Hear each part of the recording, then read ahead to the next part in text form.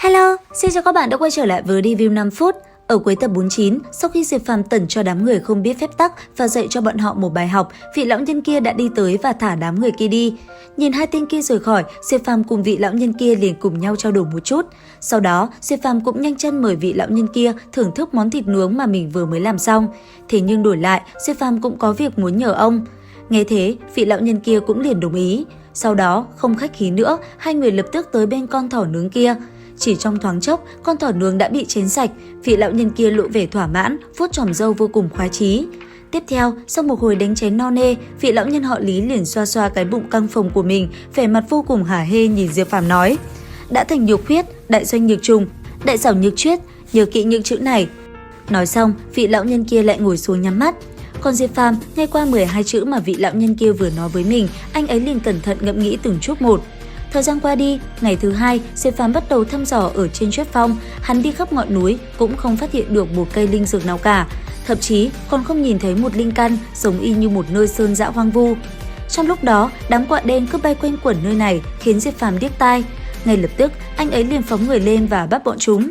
Thế nhưng, đám quạ đen kia thân hình rất nhanh đã bay đi, sau đó đảo qua tránh né khỏi Diệp Phàm, bọn nó liền bay về phía xa. Thế vậy, Diệp Phàm cũng liền đuổi theo. Không lâu sau, Diệp Phàm rốt cuộc cũng tới được hang ổ của đám quạ đen, nó tọa lạc trên một đỉnh núi. Đi vào bên trong, Diệp Phàm bất ngờ thấy một vật kỳ lạ. Ngay lập tức, anh ấy liền bỏ lớp dây leo phủ lên thân nó đi. Sau đó, anh ấy thấy một chiếc bao đựng bên trong là một cây cung tên có màu ngọc bích, hào quang tỏa ra vô cùng thần bí. Cầm nó trên tay, Diệp Phàm suy nghĩ một hồi, ngay lập tức anh ấy liền quay trở về, đem cây cung kia đưa cho vị lão nhân kia xem. Thế vậy, vị lão nhân kia giật mình một chút. Sau đó, ông liền nói Diệp Phàm giữ lấy, nhớ phải bảo quản thật tốt. Nghe thế, Diệp Phàm yên lặng. Không lâu sau, Diệp Phàm lại tiếp tục dạo quanh ngọn núi này và tìm tòi mọi thứ. Thế nhưng, đang dạo quanh, bất chợt cái tên được xưng là Huyền Sư Huynh kia đã liền tới chỗ của Diệp Phàm tìm anh ấy. Sau đó, trải qua một hồi võ mồm, hắn ta liền lao về phía Diệp Phàm công kích.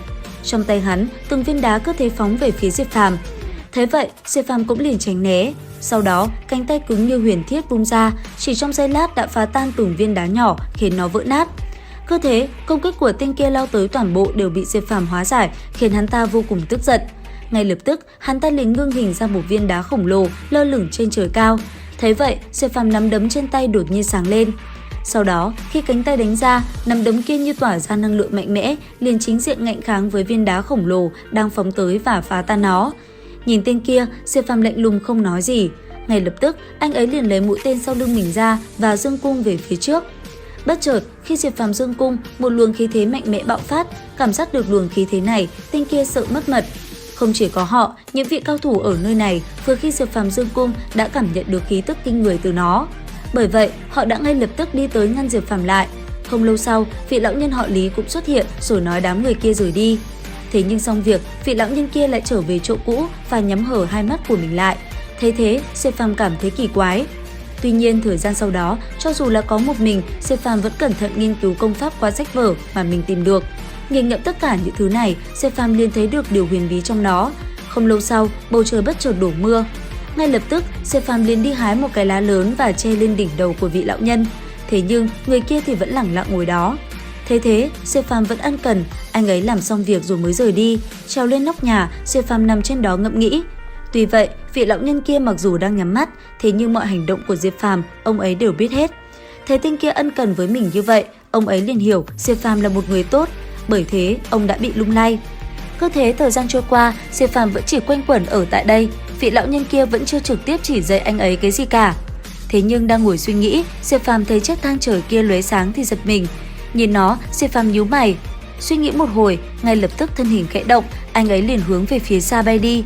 Không lâu sau, Diệp Phàm đã ở dưới chân thang trời. Nhìn lên chiếc thang trời đang tỏa ra màu xanh huyền bí kia, Diệp Phàm cẩn thận suy nghĩ. Đến đây thì hết tập 50 Giả Thiên. Xin chào và hẹn gặp lại các bạn ở những video tiếp theo.